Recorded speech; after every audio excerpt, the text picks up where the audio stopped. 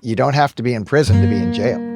How we relate with things can be imprisoning. There's a kind of paralysis that shows up when I have 7,500 options. What it does is it puts paralysis on our decisions and our ability to commit to things and move forward with things. So if I'm paralyzed in my ability to commit, how in the world can I say that I'm free? As humans, we prefer the path of least resistance. We crave convenience, the payoff without the price. But when our lives revolve around comfort, it doesn't deliver. Living in perpetual comfort leaves us weak and asleep. This podcast is an invitation to flip that script, to choose the unlikely path, to get the life you really want through voluntary discomfort. This is Strong and Awake. I'm Dane Sanders. Hey, Mitch. Hey, Dane. Good to see you. Good to see you. Gosh, there's a lot we could talk about today. There are so many options. We've got unlimited options of things we could talk about. But how about we talk about options themselves? That's a good idea. And the idea that options aren't good news, actually, for humans who are interested in becoming someone new. Yeah. Tell me more, because in society these days, and maybe even written into the foundations of some of our countries and the motivations behind that, we have this idea that optionality is the goal, or that's true freedom. Yeah, that's right. Well, the key word there is liberty and freedom, right? So like when we equate options equals freedom, I can do more things. First of all, I want to affirm the logic holds. I can see why people would conclude more options equals better. But we have to get clear on what we mean by freedom, really. So if you think about freedom as just extending options, if you have no options, getting options from outside in sure feels like freedom to me. I want to affirm that. But what we're talking about specifically isn't so much things that are given to you, but what we're talking about is the kind of freedom that you have access to regardless of what others do. How do you find freedom? I have some dear friends who do extraordinary work with incarcerated women and men, where they'll go into places where obviously there's a lot fewer options for the people in the jails that they work with. But they are very quick to point out that you don't have to be in prison to be in jail. There's a sense in which how we relate with things can be imprisoning. There's a kind of paralysis that shows up when I have 7,500 options. I even just think of, like, very practically, my wife and I are sitting in the evening thinking, oh, let's watch a show. And we pull on one of our 17 streaming services and we never get to the show. We just go through the trailers, and that's 2 hours of work, and we're like, oh, okay, what's that? But what about that one? What about this one? And that kind of fear of missing out keeps kicking in. And really what it does is it puts paralysis on our decisions and our ability to commit to things and move forward with things. So you can see very quickly that if I'm paralyzed in my ability to commit, how in the world can I say that I'm free? What if I have all the options in the world, but I can't pick one because I'm too nervous about if I pick that, I don't get this. And then you start applying that in certain contexts. Like, how does that work out relationally? How do people find, in-depth kind of romantic relationships that turn into partnerships and, that create generations of human beings that have a foundation from which to find security and strength and they can launch out from? Things break down very quickly if you don't have the ability to commit to things. So in my view, and in the view of a lot of folks we've had a chance to work with at Men and Women of Discomfort, especially at the beginning, in this cultural moment, if you can get to a place where you can remove options, you can find freedom, if no other reason, freedom from the cognitive load of having to decide. Just, it's being decided for you. And even as I'm saying these words, anyone who's listening or watching, I'm confident there's a kind of a sigh of relief for some people. There's a sense of like, oh, what would that be like if I didn't have to navigate all of the options that I have in front of me? Well, what it would be like is freedom, at least in the short term. Now, in time, as you have things prescribed for you in a very healthy way, you can you can kind of set a foundation, and you're actually going to be in a much stronger position. You're going to have an ability, true freedom, intrinsically, to make decisions. And you'll do it with strength.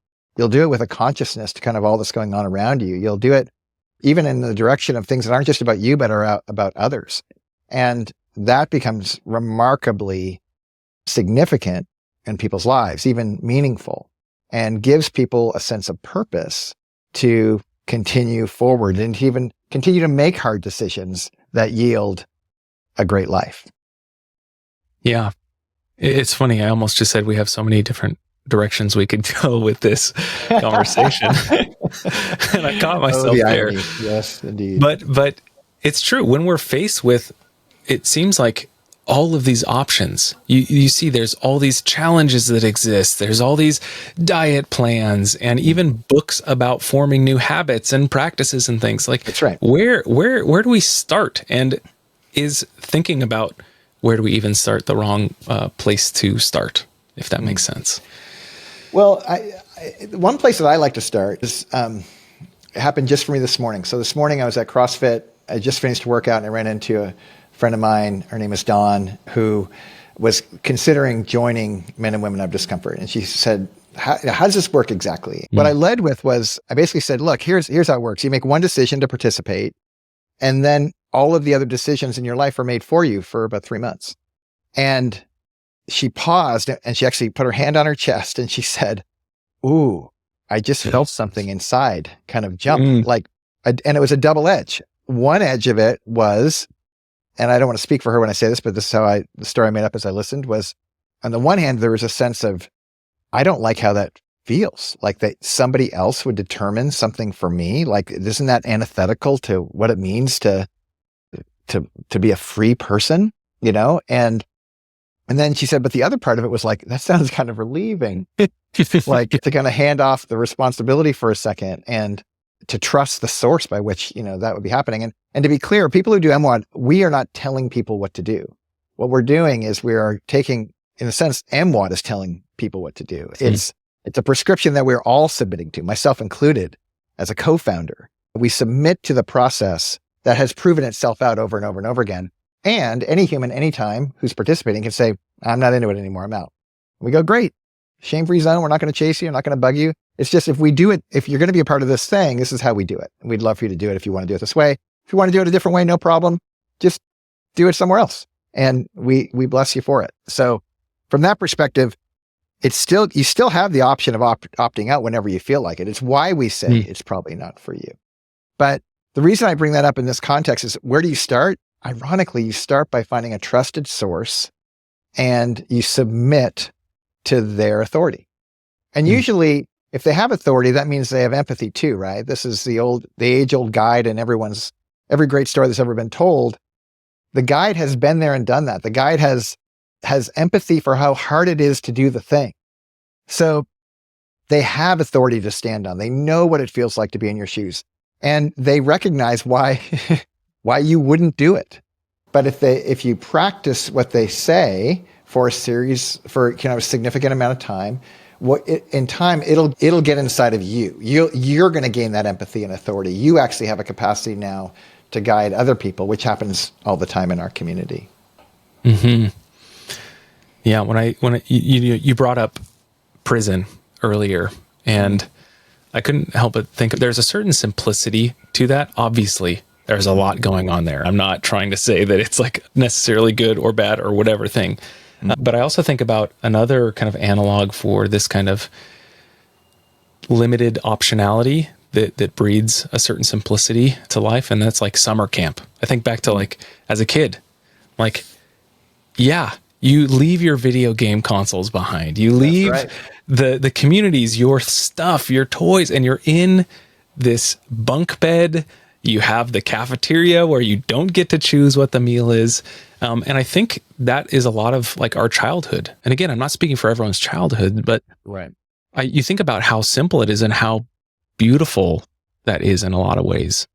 But it also gets to a certain point as kids, as growing adults, where we need to kind of bring in our own kind of agency, and we're exposed to more options, whether we choose it or not. So how do we make that transition? So we found a guide, we found a program, a plan, a community, that can kind of prescribe these things. But how do we graduate from that, or how do we then begin to own those things for ourselves? Yeah. Yeah. First of all, I want to acknowledge it. It does. I get why how counterintuitive it sounds that we're trying to empower people to have agency, and we're doing it by reducing options. Mm-hmm. How does that compute? And the best way I can think of it is just to say it's temporary. It's just foundational. It's just setting the table. And for me, I like to think of it as, how do I develop a practice or a rule of life, or kind of an operating system, or a mechanism by which I do a modus operandi for my days? Every 24-hour window, how do I do my days? If that's our goal, is for every individual to create a customized pathway for you to flourish as a human being. I would say if that's where you're trying to get to, and by the way, even in getting to it, it continues to refine. We get to keep kind of working the edges and polishing and fine tuning. And it's actually so great, because even while you're doing that, you're coming in different seasons of life. I mean, I'm becoming an empty nester right at the moment, Mitch, where you're still in the thick, the valley of the diapers, and you're navigating so many different Yes. things. And in the middle of that, like, we're in different phases, yet we're still working out our own practices all the time. So the question I'm hearing you say is, how do you get to a state where it's your practice, not just a prescribed practice? And I would say there's probably stages or steps that get you there. And, in MWAD, we talk a lot about this thing called Credo, which is really our framework to ways to think about the stages of commitment. And we can get into that conversation if you think it would be helpful. But in broad strokes, I would just say, starting by reducing options, by making it very, very simple, creating a minimal viable practice. If you just want to think of, like, James Clear's habit stacking, like create a list of little habits, minimal viable, like, don't work out for an hour, work out for 5 minutes. Don't even work out. Buy a pair of shoes and put them on and take them off. And that counts for the first couple of days. But if you don't miss a day, over time, you'll start building on it. So keep it simple, build a little foundation. And that's really what the first 3 months of MWAD is we build a really firm foundation. And with that, and all of the accolades that come with it, people losing weight and people getting they just have a greater sense of self and stability, even in the midst of storms that are going on in their lives. And as that begins, what we want to do is begin to reintroduce your choice to things, but doing it from a more responsible place where you have proven foundation character. You have like some data to point to and say, I did those things. When it was prescribed for me, I did all those things. And now I'm interested in prescribing to myself what that is. So I'm going to grab a little category and just own that little section, kind of isolate the variables and do one at a time. So I might say, like, okay, I go through 12 weeks of everything being decided for me. And I noticed that going without alcohol really had this positive impact on my life. I just feel better generally. But on the negative, socially, it's really difficult. Like when our family celebrates something and they pull out a bottle of champagne, I don't get to participate. And that feels like I'm missing out on something that's really significant. How do I hold those two things in tension? Well, what if you made a rule for yourself that you don't get for you? No one's giving this to you, but you for yourself are saying, I don't drink alcohol unless two things are in place. One, it's celebratory, it's social, it's connected to the relationships that matter most to me in my life. And two, I set a cap on it. I decide 1 drink, or you could say 3 drinks in a week, and commit to it for yourself and just begin to play. Like, how does that feel? Does that seem right? Is that getting me the kind of life that I say I want to get? Again, we're trying to get to a place of human flourishing and doing the practical steps to put yourself in a position where that's what you receive. Well, to get that kind of experience, these are the kinds of choices that seem really hard on the front end, but as you gain some reps, you discover it's actually not nearly as hard as it appears. It's only hard for a second. And then all of a sudden we get past that moment and we realize, like, I did that. I'm doing such an uncommon thing.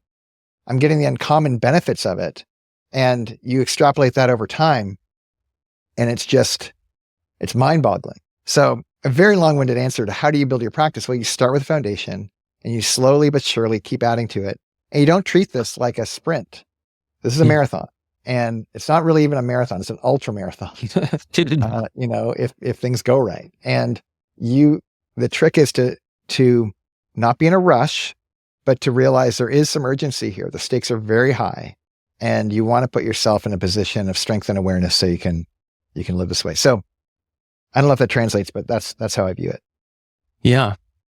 Yeah. And we're talking a lot about kind of practice and things a little bit further down the road that are still very relevant to ourselves today. But for those of us that, we've become slaves to this optionality, this lie that optionality is the end, the gold standard. What are some things that we can do, one, to become more awake and aware of where that's showing up in our life?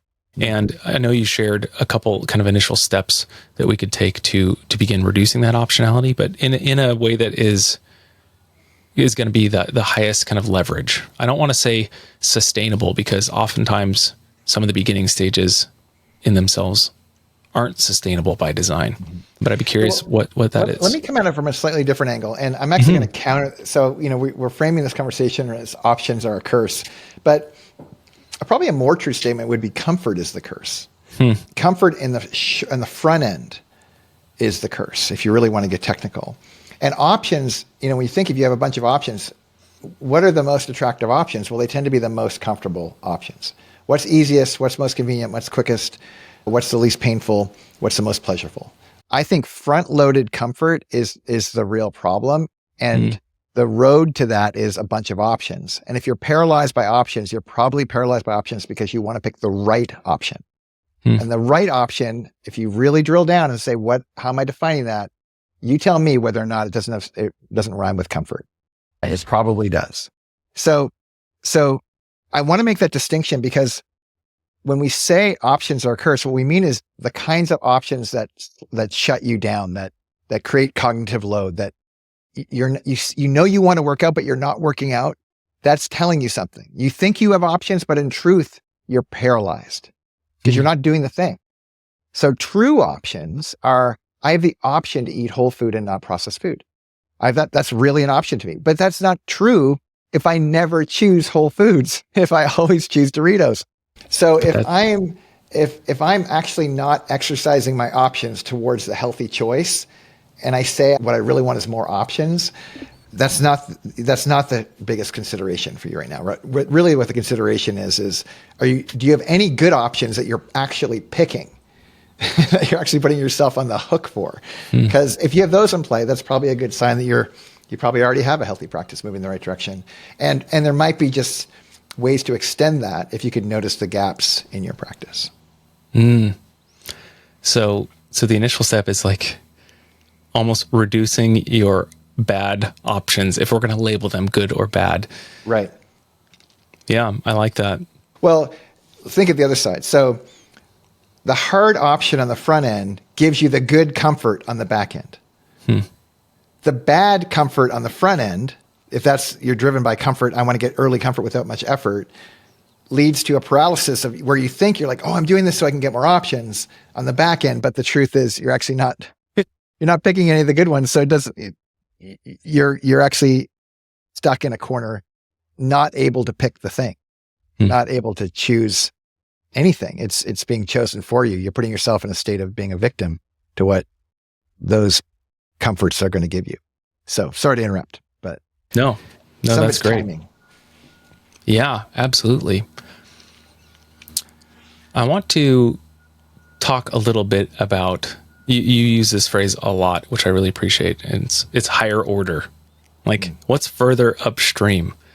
How does that come into play when we're talking about reducing optionality? Because it's easy to get myopic or focus on, okay, I'm reducing options, but I don't see like the end purpose of this, or what is this doing besides just reducing options and making it uncomfortable for me right now. What do these things do for us when we choose to kind of reduce this optionality or choose the hard thing in the moment for a greater reward at the end? Yeah, I think upstream and downstream is probably the right metaphor to think about. So think of like downstream problems and upstream problems. And what I mean by that is if downstream, you're looking for fresh water and all you're getting is like, bad stuff, like there's stuff in the water, there's giardia, there's trash, there's, whatever. Well, how do you get to the good water? Well, you go closer to the source. You go further upstream. You get to the higher order thing. And when we consider our actual lives, moving away now from the metaphor to kind of what we're experiencing, if all of a sudden downstream the things that are showing up in my life are, gosh, when people bring out Halloween treats and I can't, or like I'm at work and people put stuff out, the donuts, the sugary drinks, whatever. And I find myself staring at him and going like, well, maybe I'll just have a little bite. Maybe I'll cut it in half. Maybe I'll cut it in a third. But you find yourself eating a third and then the half and then the whole thing and then 3. And you're like, if you look at the actual results downstream, it appears as though the problem are the donuts or the sweets or the whatever. But that's not the problem. The problem is you don't have the capacity to say no to the thing. The capacity to say no to the thing is upstream. So the question becomes, how do you say no to things that you know are bad for you, but you keep choosing? If you look at, you step on the scale, you don't like the weight that's on the scale. It's like the weight on the scale isn't the problem. That's the symptom. The problem is you're not doing the kinds of things that put yourself at a weight that your body says, oh, that's the weight I'm supposed to be. Thank you. It's a gift.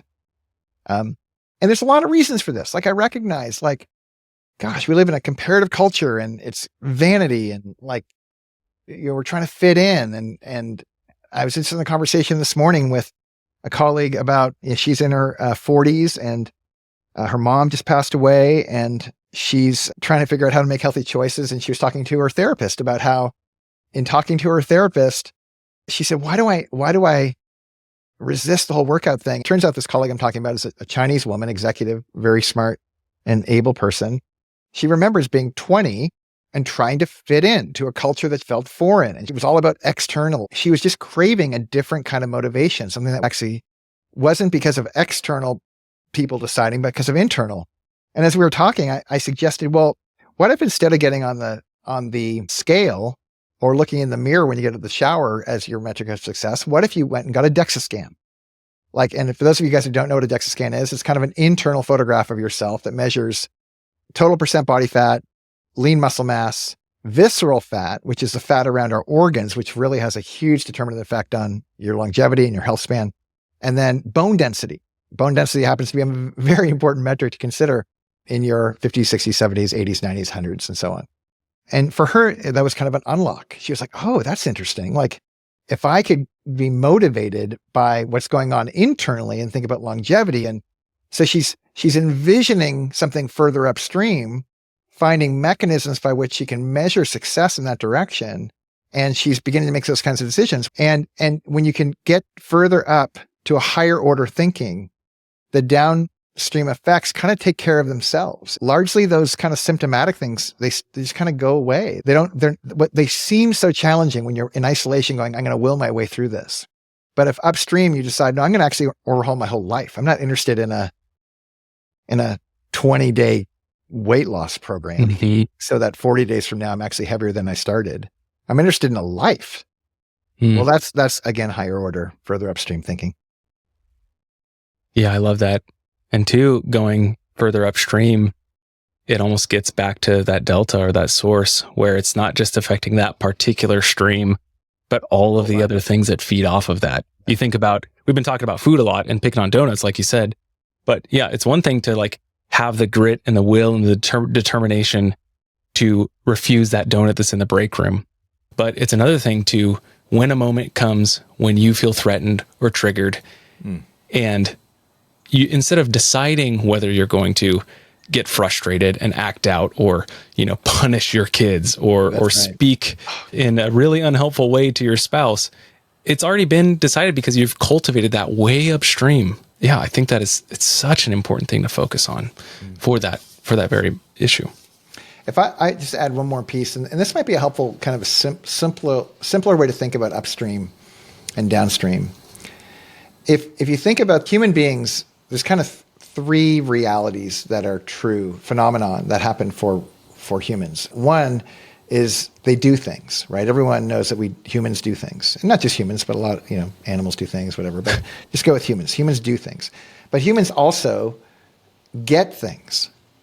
Based off of the results of what they do, things happen, right? They get stuff. So they do, and they have.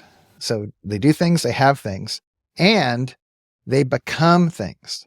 So being, I'm becoming, doing, and having. Those are the three kind of phenomenological states of a human. I be, I do, I have. I would argue that the furthest upstream is being. Who you are becoming is the highest level order thinking. And if you get that clear in your mind, that comes first, if you get that right, the results largely take care of themselves. The having. You get what you do, but the doing is informed by who you say you want to be. Most people skip becoming. Most people don't even give any consideration to who it is that I'm becoming. They focus exclusively on just tell me what to do. Tell me what to do. Tell me what to do.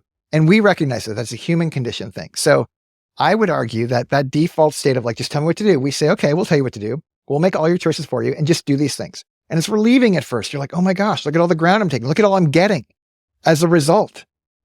But the trick is to go to the next step. The trick is to go, okay, I've noticed that when from a guide who's telling me if I do these things, I'm going to get that stuff. But what if I could own who I say I want to become? What if that became the centerpiece of my life? And I went, who am I actually becoming? What are the doing things that I'm doing setting me on the trajectory for?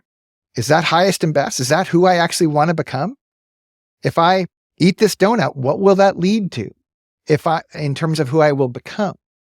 This is why James Clear spends so much good energy helping people understand that you don't want to be the kind of person who runs a marathon. You want to be the kind of person who never misses a day of running. Because if you're becoming, that's how you become a runner.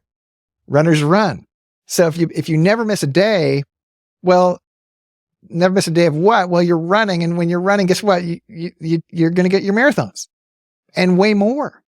And it doesn't stop with the physicality. It happens with, like, to your point, my reactions to things. One of my goals for the most part of this year is I want to become unoffendable.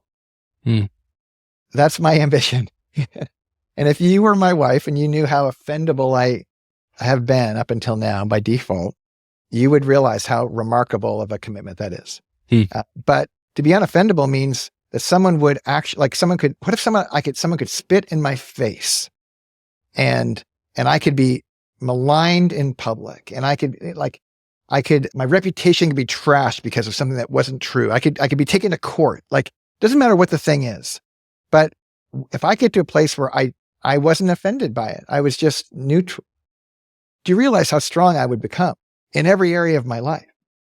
But that informs, well, what kind of behaviors ought I to do if I want to become that kind of person? Well, now, when I have a customer service person in a particular role who doesn't do what I would prefer them to do, I don't get to get angry at them anymore. I've removed the option. It's not available. And if that's a committed action, if I'm going to remove that, what am I going to do instead? Well, what if I'm going to thank the person for giving me this opportunity to be trained in working with someone who is unreasonable or is not giving me what I want? Now, I might not say that to them because that could be a little passive aggressive, but I could say it to myself. And I could get in a place where I'm like, well, what if there actually is something to what they're saying? Or what if someone's giving me feedback that I don't like, but if I could learn how to consider it, I might learn from it. I don't freak out. Well, what I would get is probably a reputation. I'd probably get a reputation for somebody who is actually interested in growing more than he's interested in being right. And you see the ancillary benefits that start to come from it. But being, doing, and having, focusing on who you're becoming, I think is central to flourishing as a human being. Yeah, I love that. And I love that you emphasize the importance of a guide and also becoming that guide or that hero in your own story. Oftentimes, in our community, we're very much a request culture. So folks will ask, hey, they won't actually ask a formal request. They might say something like, man, I'm having a really hard time with X. What do you recommend? And that's great. Like, good that you're asking those questions, but oftentimes they know the answer. And one thing that I've seen you model so well is asking them, well, if you knew the answer, what would it be? Or if you look to the person that you want to become, what would they do? And oftentimes it's sitting right there. We just don't want to explore that option. And so I love that you bring that up about the being, the doing, the having, because it comes back to that. And it's not just an external force that we're subjected to, but we can do that for ourselves as well. Well, and arguably more so. Like most every great guide rarely lords anything over anyone. It's really like, well, what do you want? That's the question I hear from the guides in my life. Well, what do you actually want? And what would that person do? And well, why don't you go do that? They haven't actually given me any directive at all. Yet they were wise enough to walk me through a process where I owned it. Well, that's interesting. Owning my life. Because you think about the opposite. Like, let's say we just stayed at Men and Women of Discomfort where all we did was prescribe. We're going to tell you what to do over and over and over again. And that's all we ever did ever. Well, who gets the credit? Lame. I don't want the credit. I don't want M1 to get the credit. I want the people to participate. If I'm doing the work, I want the credit. If you're doing the work, you deserve the credit. And there's something to be said for like a deeper power that has nothing to do with us, that is empowering all of this stuff, like air in our lungs. And, no matter if you read any of the ancients, they may have a lot of different perspectives that there's something bigger than us at stake. But the ancient, the wisest of the wise, the perennial people that we keep going to over and over again for thousands of years, they keep pointing to there's some source that's bigger than us, that's driving, that's enabling all this stuff. But it is a cooperative. We engage the process. And if we don't, we get what we get. The drift of life will take us, and we've talked about this before, but it'll take us places we don't want to go. And that place we don't want to go is entropy. It's the energy dissipating. It's the second law of thermodynamics. It's this slowly but surely depletion of our lives. But isn't it amazing that the wise, no matter how old they are, no matter how much what's going on with their physical bodies, they seem to be getting bigger as people, even if they're suffering. That to me is a mark of flourishing and a way to kind of push back against the erosion of our lives. And I want to be that person. That's what we're emulating. And I think I live in a community of people that is our ambition together. And it's just delightful. Like we laugh and enjoy and make fun and have a good time in the midst of it too. And it's kind of amazing to me because I would have thought, I think before getting into this kind of a life, I would have thought this would have been a very intense, like hyper, I don't know, like heaviness. And ironically, the more our community decides like, oh, let's go suffer together in a voluntary way that actually isn't that big of a deal. There's a lightness of being. There's an ease. We kind of laugh a lot more than I laugh a lot more than I used to laugh. And I'm grateful for it, man. I'm really grateful for it. When I think about like growing up without a dad, my dad didn't have a dad. And I know there's lots of listeners who have, crazy, hard, traumatic stories in their own lives. And this is kind of just my version of it. But all of those hard things happened to me. And again, when I choose the hard thing, it's like I'm pushing back and I'm actually seeing redemption of the thing that happened to me. And that's one of the most profound things to experience in this world is to have something that's so horrible actually be turned for good. And the fact that we can participate with that is one of the greatest pleasures of being a human being, in my view. Beautiful. So as we've talked about a lot of things, ironically, and we've talked about everything from upstream, guides, optionality, freedom, true freedom, and flourishing. If we could bring this back to kind of an anchor action, I'd love to end on something. And as it relates to becoming or being, doing, and having, this might be a little bit backwards, but I'd love for you to share maybe one thing that we could be doing in this next week, or maybe right after they finish watching this or listening to this, that would kind of prompt us or steer us in this direction of becoming. Yeah. Well, who do you want to become? Decide. That's a clear action. Like if you survey your world and you think about highest and best, who are the people that you look at and they seem to be the ones that are thriving the most in your immediate world? Take note, like pull out a piece of paper and a pencil, start making a note and actually get specific. Like, write their name and talk about what area are they the best at that you've ever seen in your immediate world, not just someone that is foreign or someone that's celebrated or you've read and they're dead. Like, I'm talking about like in your actual world, if you were to emulate a handful of people, who are those people? Now, some of the challenges with this kind of an exercise is some of you might be feeling like not very many people are in my world are thriving right now. And I get that. So if that's the case, go another circle out. And then you can start including people you're reading or people you're exposed to, but try to start close by, a group of people in close proximity, and think about as many categories as you can come up with. Like, who thinks the best? Who responds to adversity the best? Who seems to have a strength about them in difficult times? Who has the levity, the lightness of being everywhere they go? And by the way, that lightness of being, people just notice they probably have suffered in some way and found a way through. There's a really interesting relationship between those things. It could be very practical, like, who's really good at the job you want to have someday? Who's really skilled at the sport that you really think is cool? It doesn't matter what the thing is, but who has the body that you wish you had? Like, some of that is, the body stuff is, I don't know, it can get a little complicated pretty quickly because our bodies are very, very distinct and different, a lot of different things going on. But at least they seem to be demonstrating a discipline that's getting them the thing that they want. That's what you want to look out for.